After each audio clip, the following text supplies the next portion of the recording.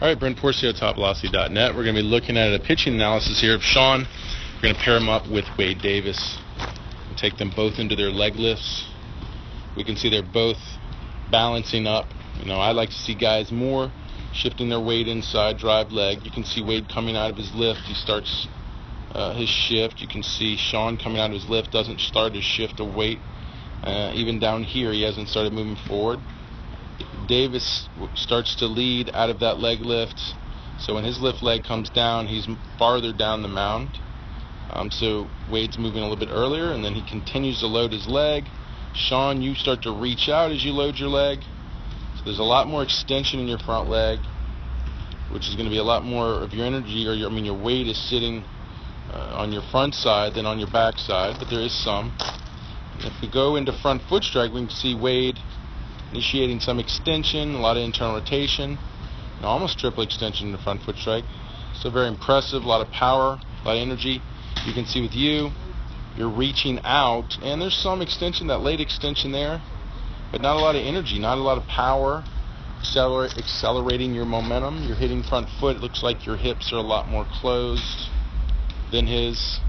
He's definitely got more energy moving up the chain. As you can see, he's fighting to stay closed more with that good, horizontal abduction in the back arm, or I guess you could say scap loading. We don't see that here, so just understanding that there's definitely more torsion building here, hips to shoulders. And then from there, as he unloads, you can see braces up really good on the front leg. Okay, good contralateral tilt, good shoulder abduction, good layback. You can see you're giving on your front leg, so you're losing power on your front leg as it's giving. So you can see right there. Okay, you're getting good shoulder abduction. He's got definitely, at maximum external rotation, he's definitely got more forward trunk tilt. If you look at that, this is not a great side angle of him, but you can see a lot more trunk tilts going forward. And then, he even gets great front leg extensions. Pretty impressive, Wade Davis here. You are not using your front leg. So if we go back just to the beginning, Wade led earlier than you, or shifted his momentum earlier than you. You loaded fairly well, but you had too much extension in your front leg, too much weight forward.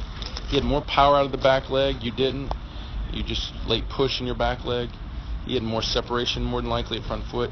He had more forward trunk tilt to maximum external rotation. He had a better front leg stability at pitch release, which you didn't. So a lot of things you could work on to improve in all those components.